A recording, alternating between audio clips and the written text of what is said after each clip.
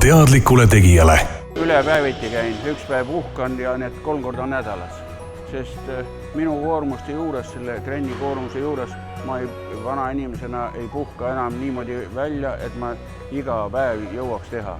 Jumal tänatud, et Sparta olemas on. Ma olen, vahepeal käisin nagu mustlane mööda ilma ringi siin saalis, seal saalis ja lõpus tulin Spartasse, siis ma tegin enne seda tselluloosis. Ja ma tulin siis, kui Marek pani veel osa masinaid ühes otsas kokku, mina teises otsas tegin. Ja minu meelest on see mitmes aspektis kõige parem saal.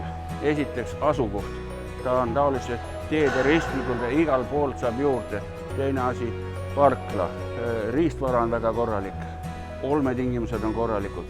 Saali, õhku, ruumi, kõike. Ja muidugi seltskond on väga korralik. Aga siin on neid tõsiseid tegijaid on nii palju, et siia tuled nagu koju. See on nagu teine kodu täitsa. Hommiku juba mõtled trennipäev, millal nüüd kohe ruttu vaja minna. Sparta teadlikule tegijale.